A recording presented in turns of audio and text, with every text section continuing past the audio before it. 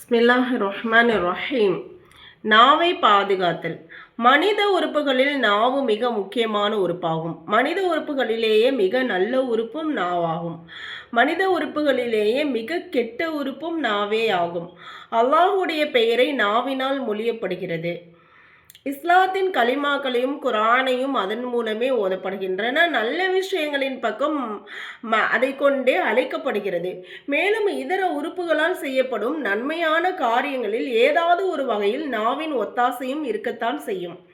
இதற்கு மாற்றமாக அதே நாவினால்தான் குஃப்ருடைய வார்த்தைகளையும் சிற்குடைய வார்த்தைகளும் வெளிவருகின்றன. நவுதுபில்லா, அல்லாஹ் பாதுகாக்கணும். மேலும் அதன் மூலமே அசிங்கமான வார்த்தைகளும் சாப வார்த்தைகளும் கோல் புறம் பொய் சத்தியம் பொய் சாட்சி முதலியவைகளும் பேசப்படுகின்றன. இவை இந்த விஷயங்களை விட்டும் அல்லாஹ் நம்முடைய நாவை பாதுகாக்கணும் இன்ஷா அல்லாஹ். ஆகவே நாவை மிக கவனமாக பாதுகாக்க வேண்டியது அவசியமாகும். அதை அடக்கி ஆள்வதற்கும் வழிகாட்டப்பட்டுள்ளது.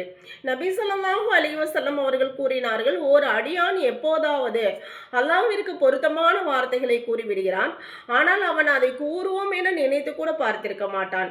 அதன் காரணமாக அல்லாஹ் அவனுடைய அந்தஸ்துக்களை உயர்த்தி விடுகின்றான். மேலும் ஒரு அடியான் எப்போதாவது அல்லாஹ்விற்கு பொருத்தமற்ற வார்த்தைகளை கூறிவிடுகின்றான்.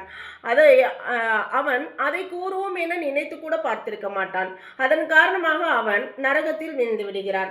அப்போ அல்லாஹ்விடத்துல நாம துஆ செய்யணும். அல்லாஹ் என்னுடைய நாவிலிருந்து வீணான விஷயங்கள் வருவதை விட்டு நீ பாதுகாப்பாயாக நம்ம அல்லாஹ்ட்ட பாதுகாப்பு தேடிக்கணும். மற்றொரு ஹதீஸில் நபி ஸல்லல்லாஹு அலைஹி வஸல்லம் அவர்கள் கூறினார்கள், ஒவ்வொரு காலை நேரத்திலும் அனைத்து உறுப்புகளும் மிக தாழ்மையுடன் நாவிடம் இவ்வாறு கூறுகின்றன.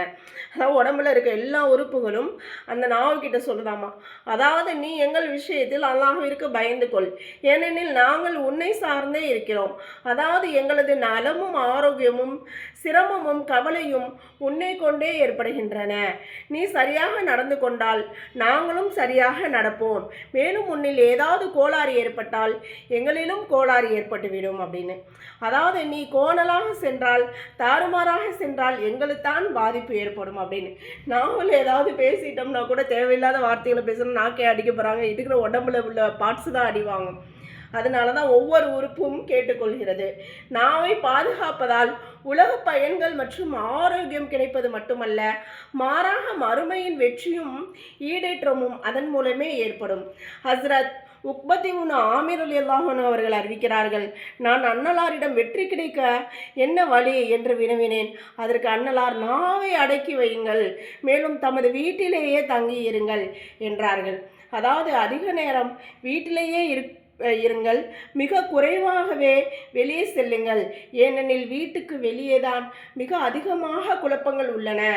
மேலும் தமது பாவத்தை நினைத்து நினைத்து அழுது கொண்டே இருங்கள்.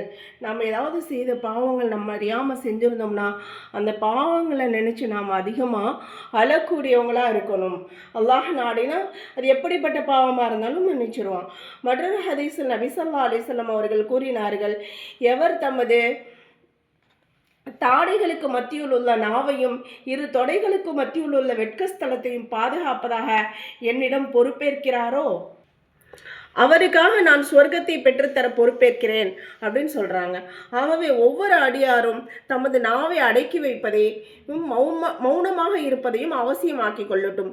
ஹதீஸில் வந்துள்ளதாவது, எவர் அல்லாஹ்வின் மீதும் மறுமை நாளின் மீதும் நம்பிக்கை கொண்டுள்ளாரோ அவர் நல்ல விஷயங்களே பேசட்டும் அல்லது மௌனமாக இருக்கட்டும் அப்படின்னு. நம்ம பேசினா நல்ல விஷயங்களை பேசணும், இல்லைன்னா அல்ஹம்துலில்லாஹ் அமைதியாக திக்ர் செஞ்சுட்டு பேசாமல் இருந்துக்கறணும். அவரை ஹஸ்ரத் சதக்கா பின் அபு இம்ரான் அவர்களை விவரிக்கிறார்கள். நான் ஹஸ்ரத் அபூதர் அவர்களின் சமூகத்திற்கு வந்தேன். அங்கே அவர்கள் கருப்பு போர்வை அணிந்தவர்களாக தனிமையில் அமர்ந்திருந்தார்கள். நான் அன்னாரிடம், அபூதர் அவர்களே, ஏன் தனிமையில் இருக்கிறீர்கள் என வினவினேன். அதற்கு அவர்கள், நான் நபி ஸல்லல்லாஹு அலைஹி வஸல்லம் அவர்களிடமிருந்து இவ்வாறு செவியுற்றிருக்கிறேன், தனிமையில் இருப்பதே கெட்ட தோழர்களுடன் இருப்பதை விட சிறந்ததாகும், நல்ல தோழர்களுடன் இருப்பது தனிமையில் இருப்பதை விட சிறந்ததாகும். நல்ல விஷயங்களை பேசுவது மௌனமாக இருப்பதை விட சிறந்தது, இன்னும் மௌனமாக இருப்பது தீய விஷயங்களை விட பேசுவதை விட சிறந்தது என்று கூறினார்கள். அல்ஹம்துலில்லாஹ். பாடம் பெருசாக இருக்கிறதுனால நம்ம மீதி பாடத்தை இன்ஷா அல்லாஹ் நாளை பார்ப்போம். தொடர்ந்து கவனிங்க இன்ஷா அல்லாஹ். அஸ்ஸலாமு அலைக்கும்.